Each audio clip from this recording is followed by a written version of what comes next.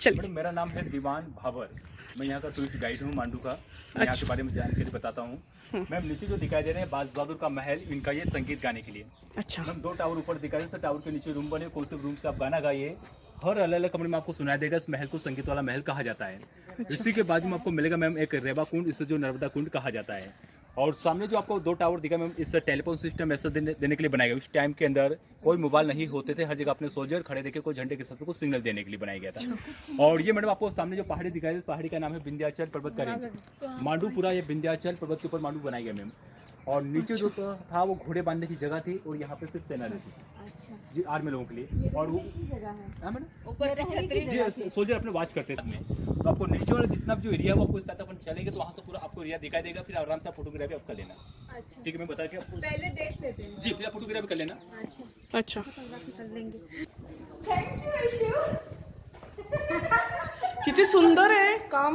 Madam इसके अंदर थोड़ा बहुत कलर भी रहा था, देखिए वाइट लाल कलर जो दिखाया था, इसका मेंटेनेंस नहीं होता क्या? नहीं इसको मैंने खत्म हो जाए मैम, इससे कलर पेंटिंग नहीं किया जाता है। क्यों? क्यों पुराने के बातें रखते हैं। अगं ही वारसा स्थळ आहे, जागतिक वारसा स्थळ आहे.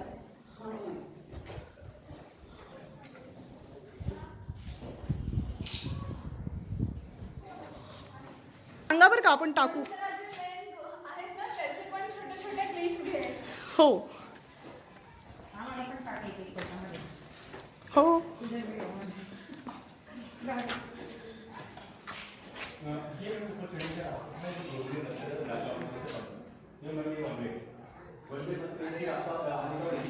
ऊपर जब एक सोल्जर खड़ा है, नीचे वाले 5-50 सोल्जर में जाएंगे तो ऊपर खड़ा एक सोल्जर 5-50 सोल्जर को कंट्रोल कर सकता है। वो एक साथ में नहीं जाएंगे तो एक करके टाइम। पुढे जायची ती हे किती छोटा आहे अरुंद. काय जाते ती? काय जाते ती? या रस्त्याने रूपमती वरती गच्चीवरती जाऊन आणि नर्मदेचं दर्शन घ्यायची. किती अरुंद रस्ता आहे, किती सुंदर आहे पहा. यहाँ से मैडम मालवा खत्म हो चुका है और यहाँ से ये दूसरा प्रांत होता है, इसे निमाड़ कहा जाता है। तो इस साइड से कोई भी व्यक्ति जब बाहर वाला व्यक्ति आएगा यहाँ से दिखाई देगा। इस प्रकार से ये निगरानी करने से वॉच करने के लिए बनाया गया था।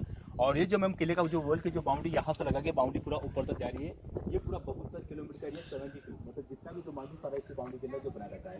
सिर्फ रूपमती नाम इसलिए दिया गया है कि रूपमती के ऊपर जो टावर बनाएंगे इस टावर से रूपमती यहाँ से रूपमती नर्मदा नदी का जो दर्शन किया। मैं इसे देख ये पूरा होता है जब सूर्य का लाइट गिरता है तो इसकी रोशनी नीचे आती है, अंडरग्राउंड रस्ते हैं।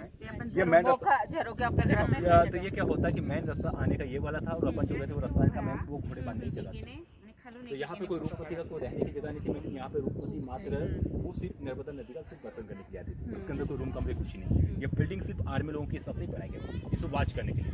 अच्छा, जी मैम, इस तो कोई भी व्यक्ति जब आएगा वो यहाँ से दिखाई देगा। महल में पवेलियन है, महल उसका रहने वाले जगह है, जहाज में साई में। अच्छा यहाँ पे नहीं रहते यहाँ पे रूप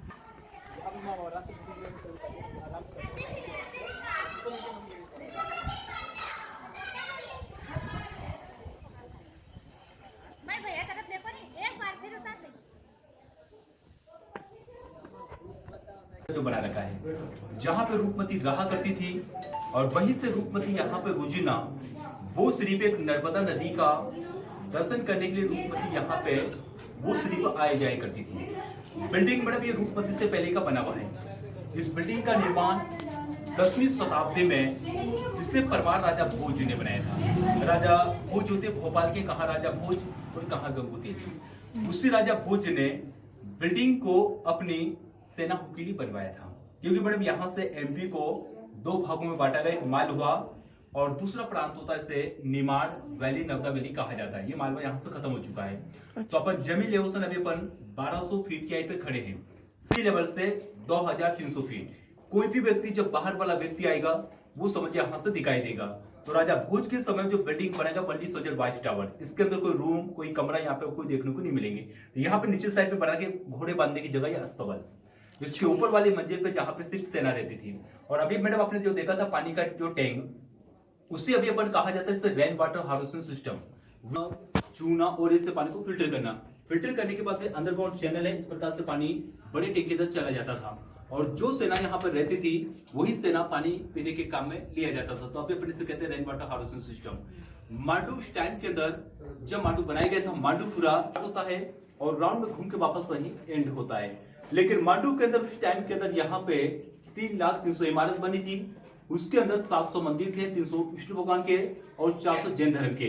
लेकिन कोई भी व्यक्ति जब मांडू के अंदर रहने के लिए आता था उसे हर घर से एक पत्थर दिया जाता था और एक सोने का सिक्का।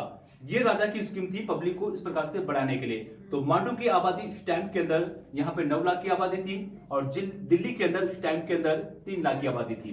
लेकिन जो रूपमती जो रहने वाली थी वो इसी डायरेक्शन पे एक 27 किलोमीटर दूर एक धर्मपुरी जो गांव है और जहां की एक जमींदार थान सिंह रहा करता था, उसकी बेटी रानी रूपमती रही थी। लेकिन मैडम रूपमती बहुत अच्छी एक संगीत कलाकार थी, बहुत अच्छी गाने वाली थी। सबसे सुंदर जो रानी थी वो पद्मावती थी, उसके बाद में रूपमती और उसके बाद में बाजीराव मस्तानी पूना, 3 रानी सबसे सुंदर रानी रही थी। लेकिन जब 1556 में पूरा हिंदुस्तान के अंदर जब अकबर की राजधानी थी तो बाज बहादुर को यहाँ का मालवी का सेनापति बना के भेजते जो मांडू की रक्षा के लिए। बाज बहादुर कोई राजा नहीं था, वो अकबर का सेनापति था और वो सुजावत खान का बेटा था। और बाज बहादुर का नाम रहा था वाजिद अली खान। बाज बहादुर उसका एक टाइटल था, मतलब कोई भी शिकार करने जब जाता था वो ईगल की तरह फाइट करना और बाज की तरह अटैक करना, उसको नाम देता बाज बहादुर। लेकिन जब बाज बहादुर को मांडू आने के बाद में बाज बहादुर नीचे वाले बिल्डिंग के अंदर रहा करता था अपनी बेगम के साथ में। और बिल्डिंग में बनाई गई संगीत गाने के लिए कौन से रूप से आप गाना गाइए, हर अलग अलग कमरे में आपको सुनाई देगा। उस महल को संगीत वाला महल कहा जाता है। उसी के ऊपर एक मूवी बनाई गई थी, आपने पिक्चर देखा है लौट के आ जाए मेरे वीर और तुझे मेरे गीत बुलाते हैं। पिक्चर का नाम था रानी रूपमती, वो पिक्चर इसी के ऊपर बनाई गई थी। लेकिन बाज बहादुर 2 चीजों का शौकीन रहा था, एक संगीत और दूसरा शिकार। शिकार करने जब बाज बहादुर निकलता है इस प्रकार से वो धर्मपुरी गांव के उधर पहुंच जाता है, जहां पर उसको मालूम पड़ता है कि यहाँ पे एक रूपमती नाम से कन्या है, बहुत अच्छे संगीत कलाकार को जानती है। बाज बहादुर उसकी पार्टी में जाके शामिल हो जाता है। लेकिन जब रूपमती एक राग ऐसा जानती थी उसे कहा जाता है मेघमल्हार राग। मेघमल्हार का मतलब ये होता है कि चाहे गर्मियों को गाओ तो ऊपर से बारिश चालू हो जाती थी। तो रूपमती को देखने के बाद में इस रूपमती से बाज बहादुर कहने लगता है कि आपको संगीत के लिए हम आपको सादियाबाद ले जाना चाहते हैं। पहले जो मुगल पीरियड के अंदर जब मांडू का जो नाम रहा था पहले सादियाबाद रहा था, लेकिन मैम रूपमती आने से पहले कुछ शर्त रखती है, मैं संगीत के लिए और गाने के लिए सिर्फ चलने का तैयार हूँ, लेकिन मैं रोजीना मैं सिर्फ एक नर्मदा नदी का जो है दर्शन करना चाहती हूँ। और जब तक मैं दर्शन नहीं करती हूँ, जब तक मैं कुछ भी खाया पिया नहीं करती हूँ। रूपमती को यहाँ पे जब लाने के बाद में रूपमती को शाही महल के अंदर रूपमती को रखा गया और सिर्फ रूपमती के लिए बाज बहादुर ने इसके ऊपर 2 टावर रूपमती के लिए बनाए जाते हैं। बाद में इसका नाम दिया गया रूपमती पावेलियन और रूपमती मंडप। यहाँ से रूपमती रोजीना वो सिर्फ नदी का दर्शन यहाँ से रूपमती किया करती थी। नदी का दर्शन करने के बाद में बाज बहादुर का महल के अंदर कोई संगीत कोई गाना गाती थी। उसके बाद में रूपमती रिटर्न उस शाही महल के अंदर रूपमती चली जाती थी। उसके बाद में कुछ समय बाद बाज बहादुर यहाँ का राजा बन जाता है, अकबर से बगावत कर लेता है। अकबर के पास आपने कभी सुना होगा मेरे आदम खां कोका था जो महामंगा का लड़का था।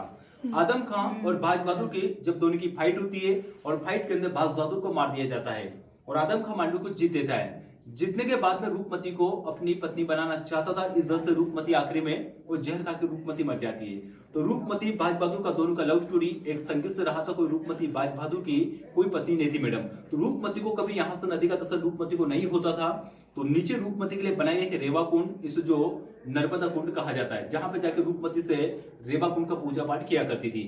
आज भी जो साधु संत जो होते जो नर्मदा की जो परिक्रमा कर रहे हैं उनको आज भी यहाँ पे आना पड़ता है, नहीं तो उसकी परिक्रमा को अधूरी और खंडित मानी जाती है। इस प्रकार से अपन आगे चलेंगे, ऊपर चलकर आपको बताऊंगा।